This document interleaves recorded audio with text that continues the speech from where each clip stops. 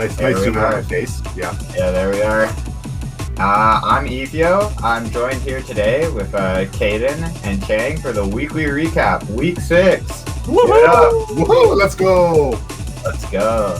Yeah.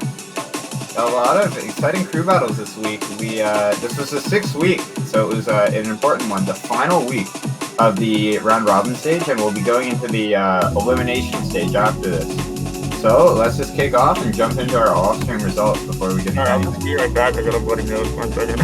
Oh my goodness. Oh my god. Yeah.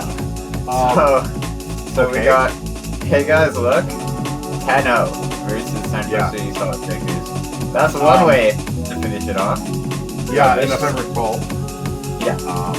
I was going to say, with that 10-0, that would definitely give you a nosebleed there, but go ahead. Yeah.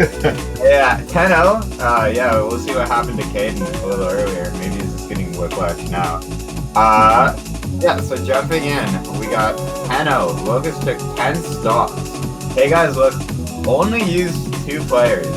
A similar case with Vicious and Delicious versus IJLSA. That was also 10-0. I believe JDV took 9 stocks.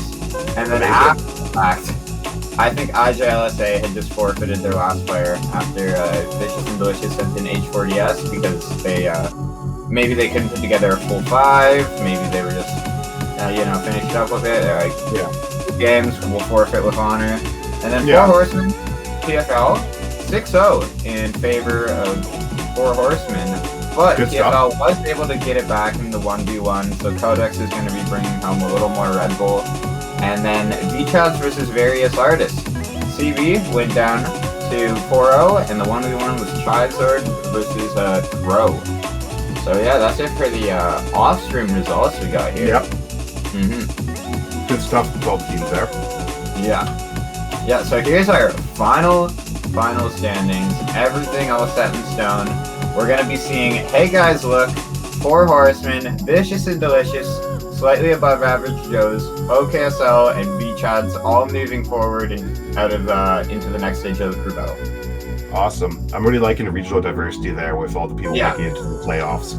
Yeah, we got BC, 2 we got BC, 2 Washington. We got an Oregon team. We got another BC team, but they're focused directly in on the Okanagan. Which is great. Yeah, super cool to see the sub-regions doing well. And then we got V-Chads 2.0 from Alberta as well. So we got the entire Pacific Northwest really just putting in work here.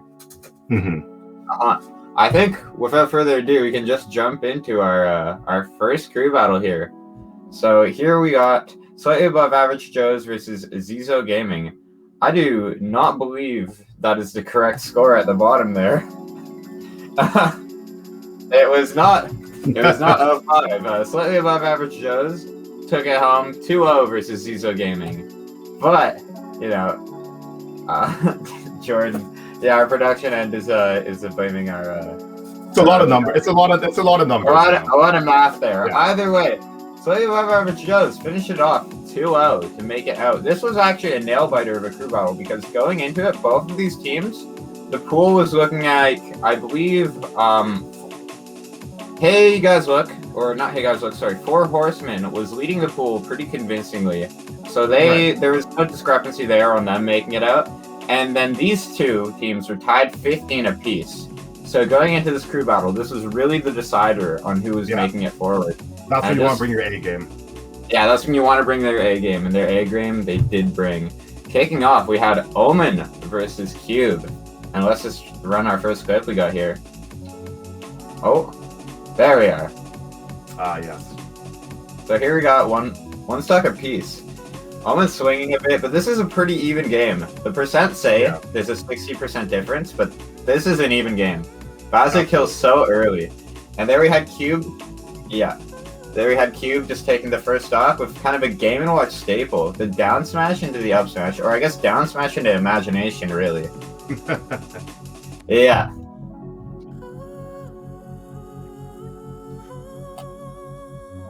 Well, you'd assume that it's like really bad for Bowser because he's just combo food, but he swings hard and he swings a lot. Like Yeah, we you saw can it get right the there. early points A quick interaction got Omen, or I guess Omen got Cube up to 50 from 0. And he's just continuing. Bowser's advantage state is so oppressive, Mhm. I'd say. So yeah, up B just out of the corner here. Forward air, and we got an edge guard sequence. Let's see how Omen capitalizes. And I really Good like that call. from Omen. Yeah, that was just a really nice advantage state overall from Omen. One thing, there's a lot of parallels between these characters. You know, they both got the intangible smash attacks. They both got armor in some form or another. Fire Breath and Chef are very kind of similar, and they both have uncharacteristically fast out of shields for their character. Mhm. You know, Game & Watch being frame 3, and Bowser being frame 6. But Bowser, I think one nuance people don't really think about is when you're buffering something out of shield, how high they hit on your shield, it plays a big factor into it. So if you're hitting higher on the shield, then you're going to be hitting the ground later, meaning that you're going to be, just by extension, more negative on hit, giving Bowser a larger window. So you want to hit those aerials really low on these characters with fast out of shields. Another thing to take note of, just on the topic of the sides of the characters and their shields, characters like Bowser, who have that really big shield, are able to parry more, because their parry range is the size of their full shield. So Bowser will be able to parry a move from further away than a Game & Watch could, making the window less tight for him. Yeah. Yeah, just jumping in. So one stock apiece at this point. And as I was saying, this looks like all cube. And it is all cube. We got the edge guard here. A 1-2. Good edge guard from Cube there, yes. Yeah. With that in mind, though, like, Omen only needed, like, I want to say, like, maybe 2 interactions to even that completely up. And then it's like 3 interactions would have won him that stock if he was able to get a hold of Cube. But Cube playing great, you know, kicking off the crew battle in a great fashion for Zizo Gaming. And just jumping in. They opted to send JJ in versus Cube. Ah, yes. JJ to clean up house here. Oh, yeah. Yeah, I'm surprised they sent JJ in so early, considering he's one of their strongest players. And Cube was able to get a stock off of JJ. That's really what you want from Cube. He's able to That's what you want, yeah. Yeah, he's able to put that dent into JJ, and then... What a kill screen. What a kill screen. He, like, hit him with the down B just as he was coming out of it, so it's just Kirby just popping out in a ball. Yeah. With his arm But go. still, good stuff to Zizo Gaming there, because I mean, it's just, like I said, Cube was able to secure that stock. So even though they're trying to set JJ for cleanup crew, they still lost the stock in the process. Yeah, and yeah, we'll see how JJ kind of carries that momentum, being a stock down, jumping into JJ versus Zizo. So Zizo opting to play Pyra/Mythra, and as you can notice, he's down a stock at this point. So JJ has taken 1, and Zizo's basically evened up the game at this point. From well, I guess you could say JJ's evened up the game at this point from a stock deficit. And there, I really like that reverse edge guard from Zizo. Yeah, good stuff there. Yeah, just jumping into the next clip here, you know, on the topic of edge guards, we're going to see something interesting here. I believe JJ kicks this off with like a Mario-esque combo. He hits him with an up air, up air, up air. He gets 4 of them. Almost 5. And I want to talk about that Nair. That didn't look like the greatest Yai, and if that was like any stage but town, I wholeheartedly believe it would have taken out JJ there. Yeah, I think so as well, yeah. And I mean, if it didn't go town for this crew battle could have ended a lot differently there. But there, we're seeing the, what's that one called? The Gordo? Yeah, the Gordo taking the kill. The Gordo. I don't think... Oh, yeah, I guess he does turn into the Gordo. He turns into the Gordo, yeah. Yeah. Yeah, so one thing I wanted to note there, and that edgeguard JJ did, that just goes to show his matchup knowledge on a matchup that's still, like, relatively new in the meta. Mythra side B doesn't immediately snap the ledge, but to compensate, it has a bunch of these hitboxes that are preventing your opponent from just standing there. JJ was able to work around that because he had full armor on his down B on his stone, and he just dropped on him with the armor and hit him. Because Mythra is not intangible during that whole sequence. She's just she just is throwing out a lot of hitboxes, right? Yeah, and if you have moves that can contest with hitboxes, then it definitely makes you an easy target when you use your side B for sure. Yeah, 100%. So that's JJ. At this point, he's lost 2 stocks and he's taken 4. Let's see what he can do with this mileage jumping into the next game. Yeah.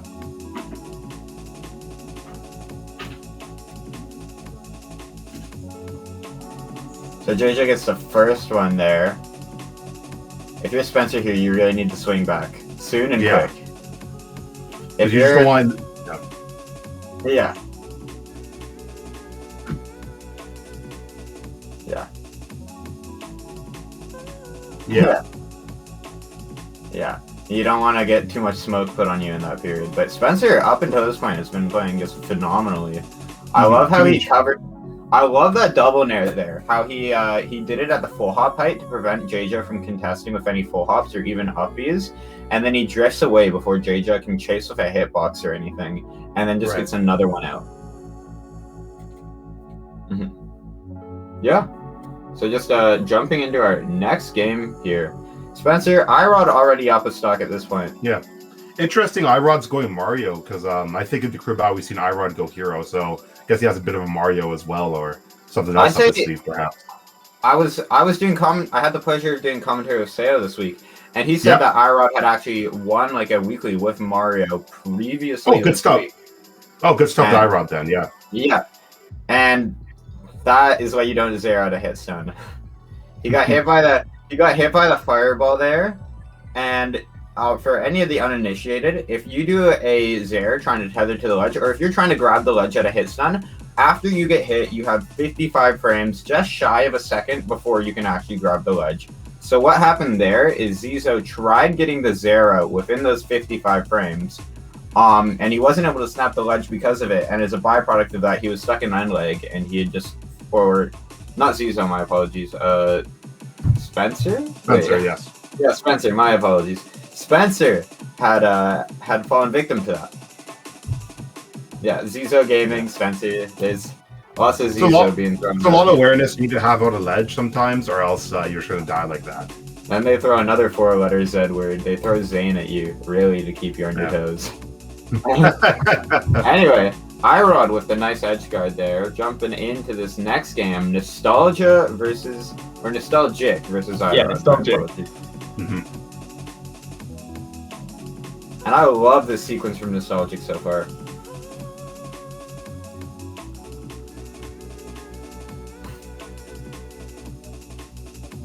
So here we are. Yep. Just got an edge guard sequence here on Nostalgic's part, and almost false finish, but Nostalgic able to get around these downers, and he hits the focus, down tilt Shoryuken, and takes Irod out. Not after losing a stock, though.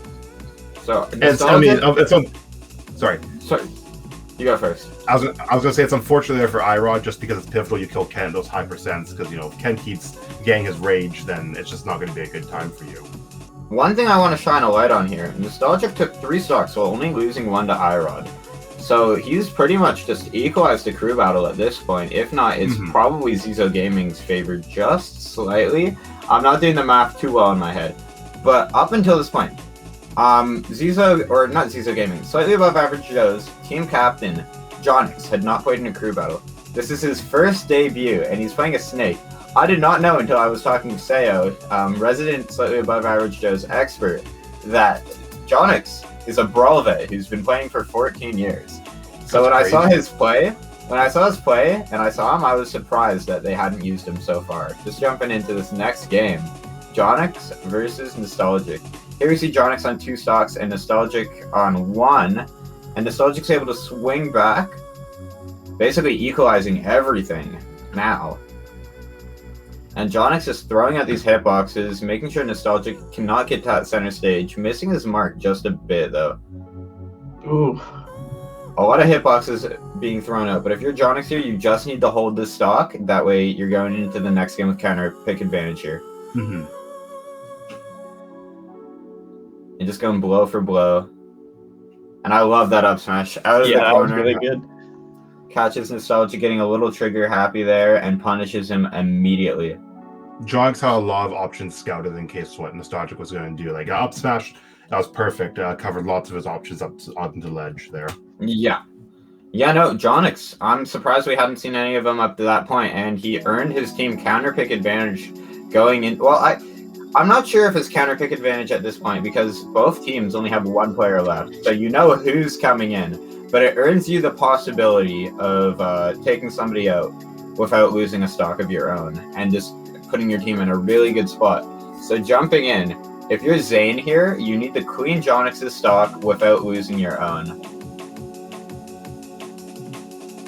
And here he's doing a great job of it so far. You know, his stage control looking on point.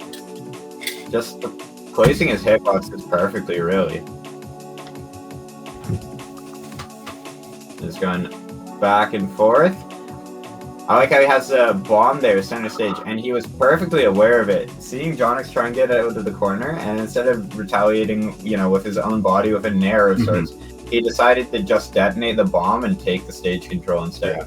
What's also interesting too here, a lot of people forget about Link. You know, when he has no damage on him, he gets the blade beam, so his sword fires out another projectile. When I was watching Zane the other day with this, I completely forgot about that. Yeah.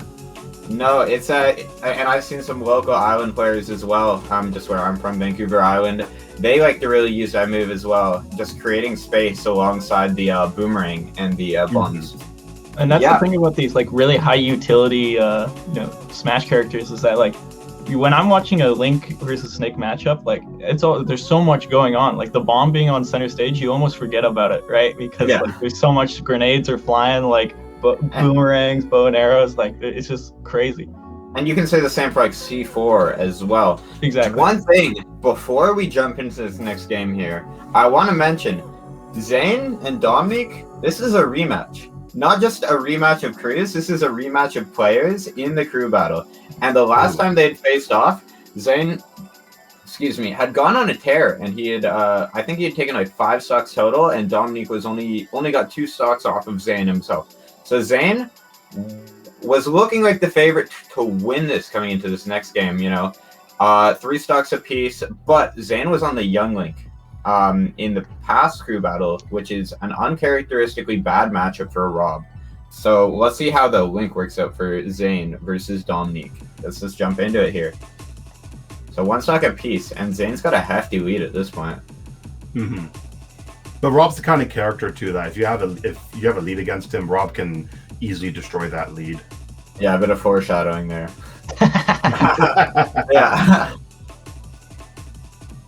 So yeah, a very tight first stock.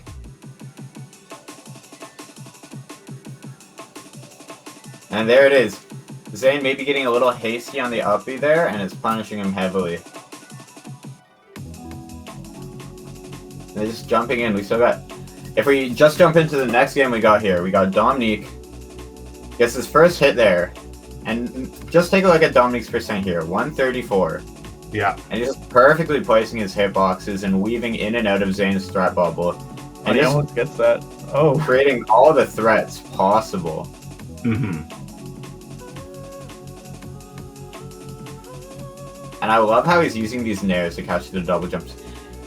And not the greatest DI from Zane, truth be told, but Dominique at this point is up 3 stocks after being put on the back foot on the first stock. And I mean, like, the thing he did right there, what I thought was, like, really genius is that he had the, I always forget what it's called.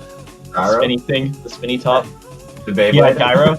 He had the gyro Beyblade. placed down, and he grabbed the Link bomb and he threw it up. And so, Zane has such a little room where he can land that he's not going to get punished for. So he goes for maybe a panic air dodge, maybe he tried to finesse it onto the stage, but that just landed him perfectly, and Dominique saw it coming and got the really good punish off of it. So really smart use of the stuff that's on the stage. Yeah, great item play. It's like these players who play like an item character are so good at using these other characters' items. Like Rob players playing against Link players, Robin players versus Rob players. The list goes on. You got Pac-Mans versus Snakes, and they're so good. So you're Zane here. You're 3 stocks to 1, but Dominique is on. He is at a high percent, and you are hot off of like a near 0 to death on Jonix. So let's see how Zane plays this next stock here.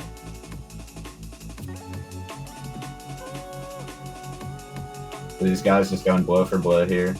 Mm-hmm. And I mean, if you're Zane, you're definitely trying to bust out all your moves possible here, just so you can make the stocks even and potentially still get a win here. Because it is a stock deficit, all these trades I would argue are unfavorable for Zane. So that's Zane taking Dominique's first stock of the crew battle, and then just jumping into this next clip we have here. We'll see how Dominique plays this, how he claps back.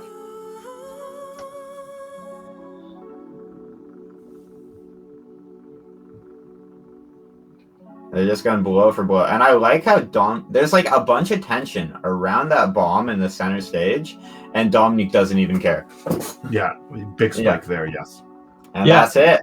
I think that's really like, what set apart Dominique and Zain in this last game, is that, Dominique had those interactions that he just took him for the mile, right? Like, that second stock that he took, where Zain, he had a bit more trouble killing Dominique, and obviously Rob at 130% is kind of a scary sight. I feel like a broken record. I think I say this every week, where high percent in a crew battle are scary. You get on your nerves, especially not even on nerves level. It also just comes down to the fact that they have rage on them. Exactly. Would have been max rage there, meaning everything's killing like 20% earlier than it normally would. Maybe that's a bit of hyperbole, like at least like 15% earlier.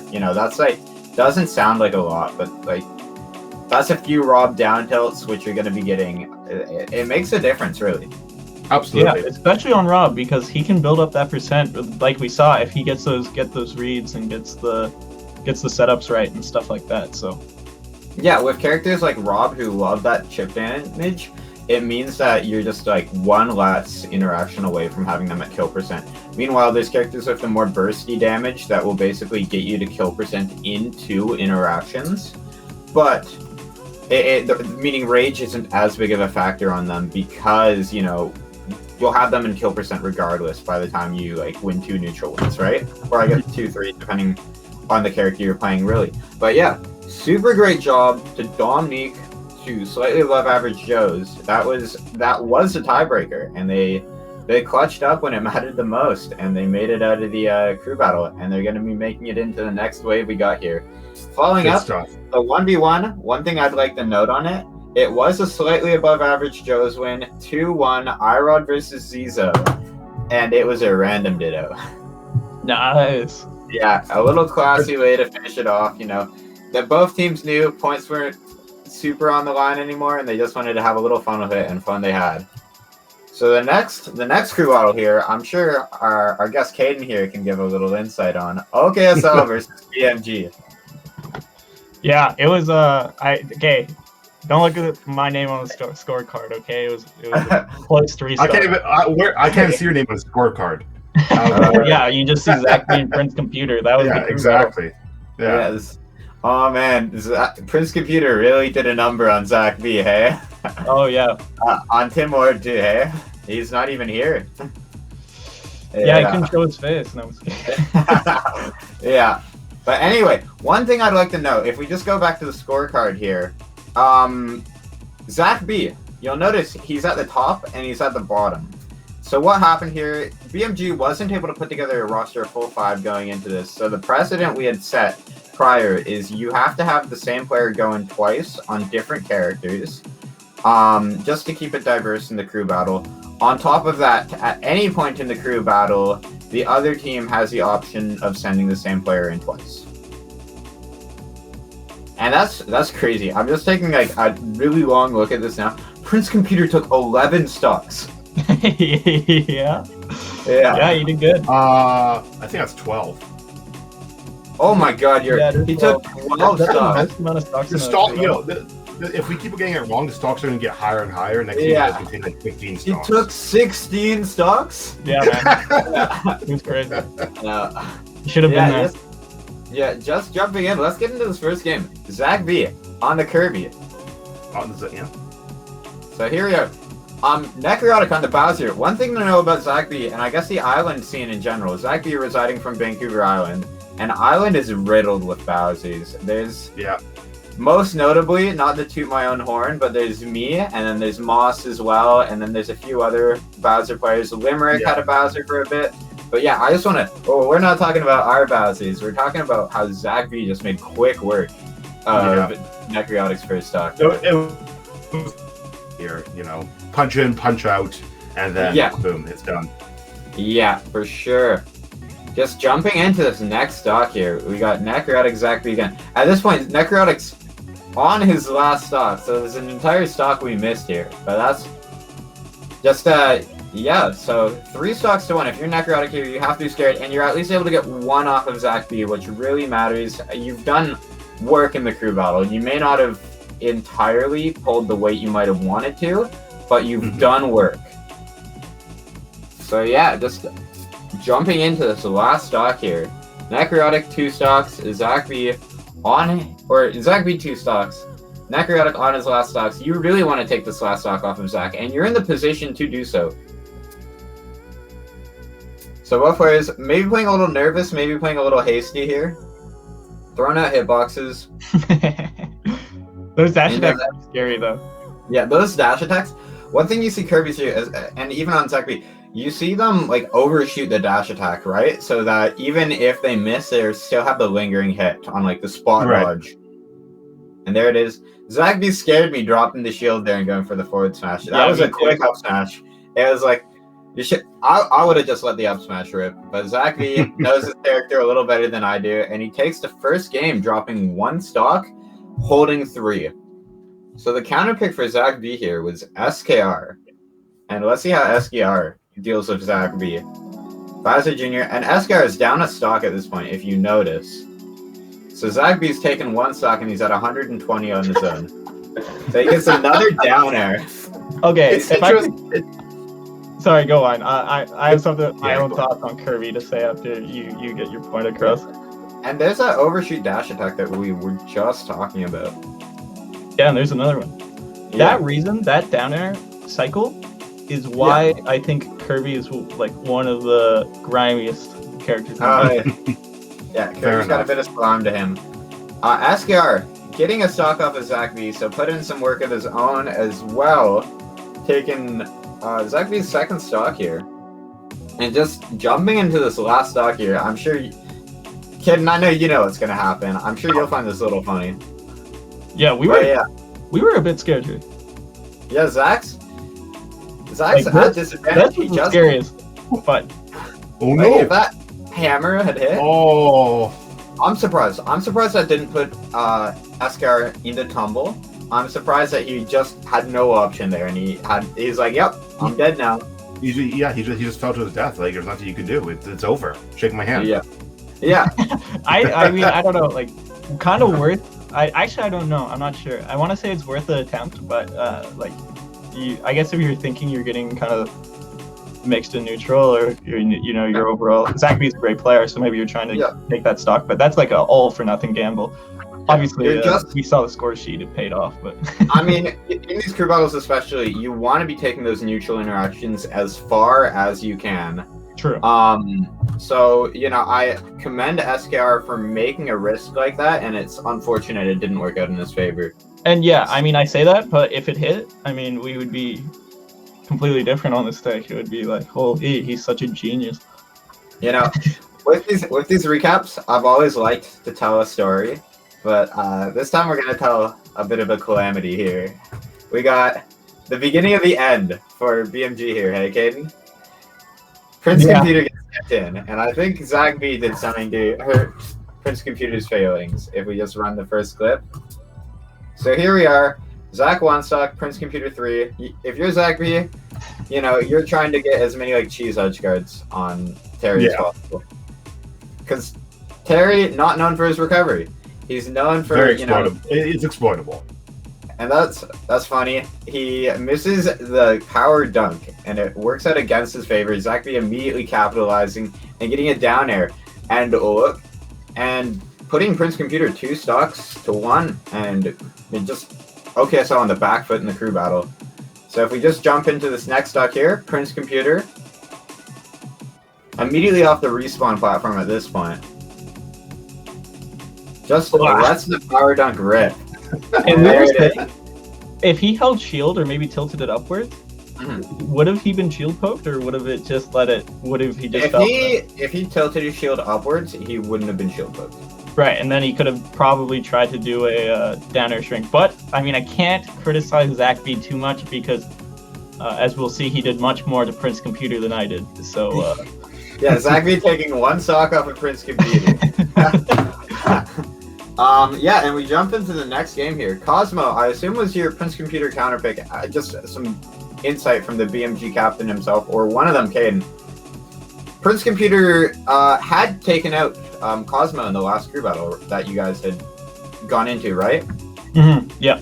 So you're feeling nice sending Cosmo into Prince Computer, but this just it looked like this was an on day for Prince Computer, and he was playing very well. And we'll see It in was this. crazy. We never expected it. Like not to undermine Prince Computer, but like I think it's a real testament to crew battles and the way Prince Computer plays. He plays a very like it can kind of be oppressive almost. It almost feels like you can't really do much, and I think that might not be as good in a best of 3. But for the crew battles, it's especially good because you only have so much time to figure it out, right? When you're playing and what works with your player. So I think that's where we were stumped. He's so good at changing it up, like between games. So you never really have that 100% read on Prince Computer. He can always pull something out, and we'll see that in this next clip we got here. I think so. We got Cosmo, 95. Prince Computer gets the first stock just with a quick Buster Wolf. And I want you to take note of Prince Computer's percent here. He's at 148. And Cosmo getting hit by one of the go moves, 2 of the go moves, 3 of the go moves. And I think a crack shoot, a classy little crack shoot. And then a jab, read the spot dodge into the power geyser. 4 go moves. That was a lot of go moves. Yeah. And like I said before about high percents and rage and stuff like that. I mean, Terry just takes that to a whole nother level with his go. Oh yeah. You just want every time I play Terry, I'm just like, I gotta kill him before he gets 100. Or if he is at 100, I can't let him get out of disadvantage, or else I'm in serious trouble in neutral. For sure. We saw the full extent of that, obviously, in Cosmo. Yeah. But it gets easier. If you're Cosmo here, at this point you're 1 stock to 1, or no, you're 1 stock to 2. So you're on the back foot at this point, and you really just need to take out Prince Computer. Is the miss of it for your group? Well, you don't need to.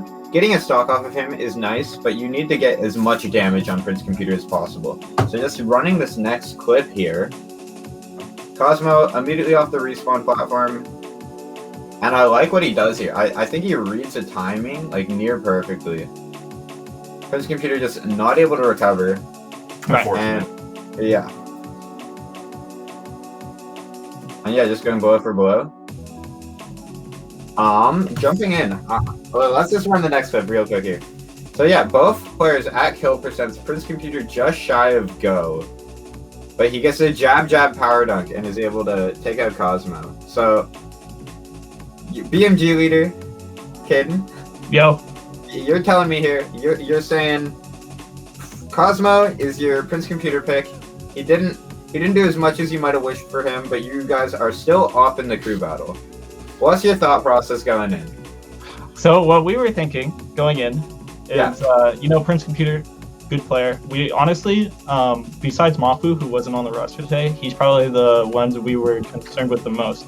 And so we were thinking, like, it's fine that Prince Computer's in with 1 stock, because, who's left? Dutchin and Gregus, I think, right? And not to say that Dutchin and Gregus aren't, really great players, but... I remember you were saying that you guys had counter picks prepared for them that you had in the back. Right? Where it's like, it's not like it's going to be Pandarian, right? Like, it's you need 10 stocks to face that guy. So we were feeling pretty good, and we saw Zach B in our pocket. So Zach B Diddy, for instance, who's actually his man. So we were feeling good, and Tim has probably the most Terry experience out of everyone on BMG. Yeah. Because of White, who's a PG, ranked second in PG last PGR season. That's what we call it, as PGR. So we thought, at least 1 stock, right? You might lose 1, you might lose 2, but if you at least get this 1 stock, it's good. So that was our thought process in sending in Tim, and I wasn't very comfortable with the Terry matchup to start with. So I'm kind of more of a, I'll say it, I'm a bit of a mashy Falcon. I think no one's gonna fight me on that. So that's kind of susceptible to especially how PC plays, where he has these dominating hitboxes and he knows exactly how to punish that. So yeah, I think Prince Computer has strengths and he has weaknesses, and his greatest strength as a player is really reading timings. exactly, He's right? so good at just knowing when you're gonna make a misstep and punishing accordingly. Exactly. So yeah, just jumping into this first clip, the first stock, Tim Lord Baby versus Prince Computer, and a pretty even game at this point, all things considered. And a quick jab power dunk for the fans. And honestly, it's good too that Tim. I mean, I'm sure Tim primarily plays Charizard, but it's good using Charizard too, just because he has such high kill power that you can get rid of that Go mode and not worry about it. So So yeah, I like what Prince Computer did, just going kind of for the safer play with Tim coming off ledge. You got this big percentage lead, so if you're just holding these middle ground, like making these middle ground options, kind of like not too committal, but not like too kind of reserved, then you're going to be able to really just stay in his face without overstepping. And what he did there is he just shielded on ledge, and he got, I don't know if it was a read or just option coverage, and he was able to get a according punish on Tim. Going into this next stock here, so an edge guard situation, if you're Prince Computer here, you have to be a little scared. Tim Ward's got you on the back foot, and the town and city platform really working out in his favor. And the first power dunk from Prince Computer, and another jab power dunk for the fans. Let's see how he follows up. And I don't like that forward air from him. I think he overstepped a little bit. He overstayed his welcome, and he got punished for it really hard there. And just more damage coming from Prince Computer. Yep. Yeah. So, yeah. I'll just I let the don't last want clip. to fight that, man. I'll just watch the last clip speak for itself. So, Tim Lord got Prince Computer at 78. A quick jab power dunk. The end of the last stock there. And I'll be honest, right now I am got my fingers crossed, hoping that Tim gets the stock. I do not want to play against this monster. Kid shaking right now in the back. Yeah, there. I was extremely worried. Yeah. Trembling. So yeah. But Go mode on deck here. A good hit from Tim, but Prince Computer retaliating with an uncharacteristic option with the power dunk at a disadvantage, and catches Tim maybe getting a little hasty with the flare blitz and just taking him out. And 3-stocking him at that. Now, Caden, I know you know a bit more kind of what was going on the floor, maybe understanding kind of where Tim was at in this game. Yeah, so first things first, Tim, he has heart palpitations at times, so he said that he was mentioning that was something that was happening that was affecting his gameplay. He says most of the time when stuff like this happened, you can't really think clearly, and he stressed that a lot because, when Prince Computer is coming up from recovery, Tim got him off edge a lot. And, Terry's recovery is not that great. He probably could have just F-tilted. And that's what, we were saying after was, like, if you just F-tilt on ledge, there's a good chance you catch him, and then Terry's not going to be able to recover from that. But, that's 20/20 hindsight. You can't really think about that in games. So yeah. I think that's a valid excuse from Tim. I don't really have anything as good as that. Yeah, on top of that, even the stress, exactly. In a crew battle, you're not just playing for yourself. You're playing for, your boys or your friends behind you as well. And you don't want to let them down. Yeah, you really don't want to let them down. So if you're Tim there, it's like probably getting those palpitations. It's like, shit. Oh, it's like shit. It's like, oh man, I don't, what terrible timing, right? Yeah. So yeah, jumping into this next game, Caden versus Prince Computer. Right from the Goku tag. Prince Computer on 1 stock, Caden at 84%. And a quick jab power dunk for the fans. It's been a while since I played Terry. Oh yeah. Yeah, and I mean, my opinion. Yeah, like, sure, we're in the era of Wi-Fi. I was actually impressed with that catch. I'm not gonna lie. Yeah, that was a really good catch from Prince Computer. And yeah, that just goes to show Prince Computer took 1 hit that first stock. Not as like a grill to UK, just as like a testament to like how well he was able to push that advantage. I'll be honest, okay? Mm-hmm. Yeah. I actually think in my head this crew battle loss was kind of my fault a bit. Oh yeah. Just because it's 1 stock. Tim had his excuses. Cosmo, he's a great player, but I obviously am going to hold myself more highly. And if I just took the stock, it was even. We could have done it. We had Zach B. So I didn't play as well, and I think during this match, what I was thinking, my mind was. I wasn't upset. I wasn't scared. I wasn't anxious. I wasn't anything. I was just completely neutral as I was getting 3 stock. And I don't know if that was just me, my brain was just off, and I just that was my reaction to getting 3 stocked or something. Do you think you're too apathetic? Maybe. Yeah, that's it. I think if I was thinking a bit more, being a bit more emotional, I probably would have snuck something out, even if it's something more risky. But and I know you got a little emotional in the post-game chat, right? Yeah. Anyway, just jumping into the next game here, we'll see why Caden was getting emotional. Caden's got Prince Computer at 80 at this point, You're in a very solid position to clean him up at this point. And an up smash, just barely off the mark with that grab, and he's able to punish you accordingly with a jab power dunk. Yeah, and I think a lot of my bad habits were really shown, exploited. Prince Computer was really good at that. He saw me go for the on-ledge shield grab. Yeah. Shield grab probably not an option you should go for very often, but that's something I like to spam a bit. So especially when I'm playing like Terry with the spot dodge cancel, the special stuff, all that jazz. Yeah. So that it's still 1 stock apiece, and you might still be able to make something work. Let's see what happens here. And this stock was my most confident. I thought I had it in the bag. Yeah. That's the thing, too. He's just 1 up smash, spot dodge, down B away from being dead, hey? Yep. Yeah. Oh, there it was. Hit? Whoa. That's what I was surprised by, and I was like, I guess it was the... And there you can see. I was a bit frustrated there, because, I pressed the shield button didn't come out. Yeah, it looks... And then you can see my expression. I'm feeling... I cut the tape.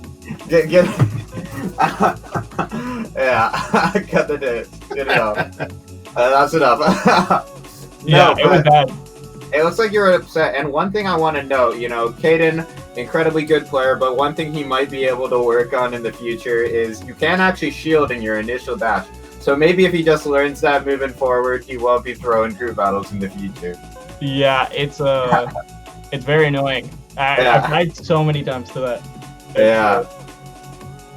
But what can you do? I know you started off playing Melee, right? Yeah. So that's probably a reason why that habit exists. Just because Melee, you have so much flexibility within your initial dash to change up what you want to do. Yeah, I think that's probably it too. Because I've actually still played Melee and just Melee. Yeah. More than Ultimate. So yeah. That's probably still it. But I should learn that by now. Yeah. No better. That's all good. You still got Zach B in the back. 15th best in BC, offline, on his main. Let's see how he does it versus Prince Computer here. And yeah, so just 1-2, and that could have been it. Zach B could have been 2 stocks up, but instead it wasn't meant to be.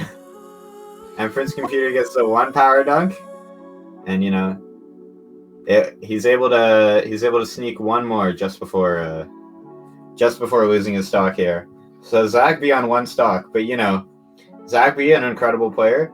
Prince Computer took 8 stocks, 9 stocks on his last stock. So Zach B might have the capacity in him as well, hey? And I'm sure that was probably going through your head in BMG. It's like, well, I completely left at this point. I got up and walked away. You got up, went to the wall. I did get up and I left because I was like, oh man, that sucks. I got 3 stock. But so me at least personally, you're looking at the scoreboard, so far, and everyone's out. And out of the 3 players that were playing, we took 1 stock, and Zach B took 7 before that, and so now he's at 8 stocks. So it's not very BMG. In my opinion, to have Zach B take 14 stocks and everyone else take 1, in my opinion. It's not very beast mode. It's kind of getting carried. So either way, it was kind of a loss in my head. Yeah. Anyway, let's see how Zach B does versus Dutchin. Did he has the capacity to hit a bunch of these really long combos on Donkey Kong? Let's see if he's able to pull any of them out. We got big monkey versus little monkey here, you know. Yeah. Classic matchup for sure. Yeah, for sure. So yeah, Zach V just getting his combo started, and it's looking like it's not looking all Zach V at this point, but you know, it's looking like there's a chance. There's a dream. Almost hits the downer, and Dutchin coming out of the corner with the 1-2 back air into the frame trap, and I love this from him. Just a forward tilt to get the shield weak, and the side B to break it. And the taunt. Gets a few taunting, Yeah. making Zach feel bad for himself. Gets a And taunt, that's gets a taunt, shows who superior monkey is here. Yeah, and that's it. That was it for BMG. Big congratulations to OKSL for making it. Road. Yeah. So I Big do want to provide some context of it. Sure. So our win condition, BMG's, was if TFL lost the 1v1 to 4 Horsemen. Yeah. We won the 1v1 and the crew battle. So now that we lost the crew battle, OKSL has a for sure spot into playoffs. But Yeah. if we had won both the 1v1 and the 1v1 and the crew battle, we would have been tied with TFL because they did actually win the 1v1. Oh yeah, and your guys' record would have been 1-1, so that would have Yeah, come exactly. down So to it would have went to dog count. stock difference, and unless we kept the momentum going, we would have to win by 6 stocks to make it further. Well, stock difference is immediately it's applied to the stock difference in the sets between the two. Oh, I see. Yeah. So I think we still would have lost. Yeah. So so there is no hope, is what you're saying. Exactly. You- So you're n- I mean, So at this point, you almost were playing for TFL more than you were playing for yourself. exactly. We had assumed, like, you know, they're kind of the underdogs of that 1v1. Let's be honest. Like, Yeah. it's 4 Horsemen. So we had our fingers crossed that they would lose. They won. So, you know, we can't be too heartbroken because we just would have just stopped OKSL from going in. And you know, you had mentioned beforehand that, you know, I had my words exchanged with OKSL's team in the chat. Yeah. Get a I little am passionate. rooting for OKSL in the playoffs. I think they have a great team. I think they have a good Cinderella story going on here. No hard feelings to them, but, you know, competition's competition, and I think the trash talk is almost part of the funnest part. Evio can tell, you can see the chat logs. I'm probably the most vocal member of BMG in the chat, so At least in this occasion here. You know, being posted.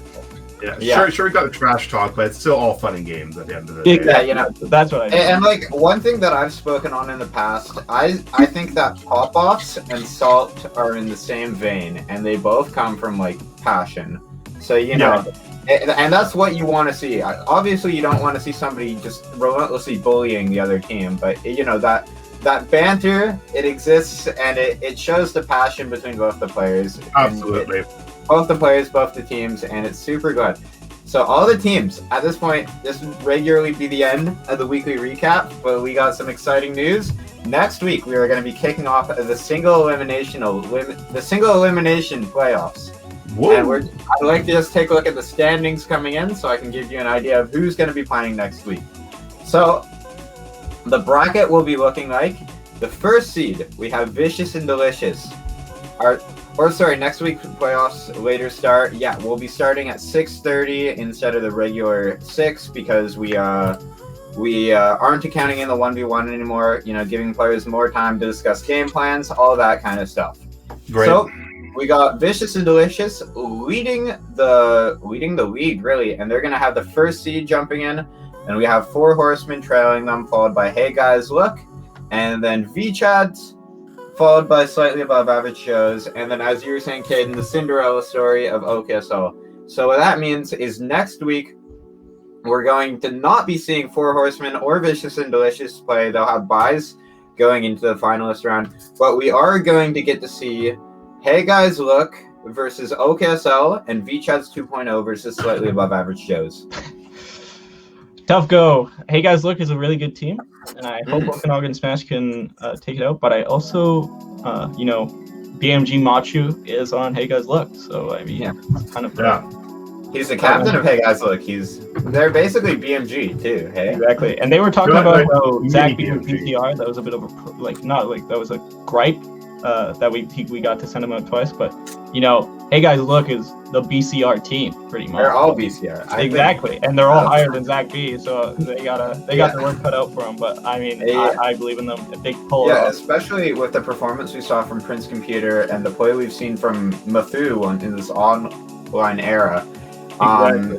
I feel like they have a really solid chance. We've seen OKSL perform well versus some of the other super strong teams. In the first week, we saw them take Hey Guys, or not, Four Horsemen down to their last fight. So they definitely have it in them, and I'm really hoping to just see a good fight coming out from both the matchups in this next week. Because I actually consider Hey Guys Look to be like the Golden State Warriors of Oh, yeah. Smash.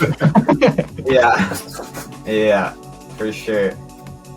Anyway, I think that's it for me. That's my final words. You can find me on Twitter at EFIOVI. You can find these two at Life of Caden and Brady J Chan. Nope. You don't want to go there. No. Nope. No. Don't go there. Yeah, if you're going to Brady's, just come to mine. No, Yeah. it's reverse psychology. And be sure to find Heavy Hitters on Twitter at Heavy Hitters Esports. Check them out. Anyway, yeah, that's it.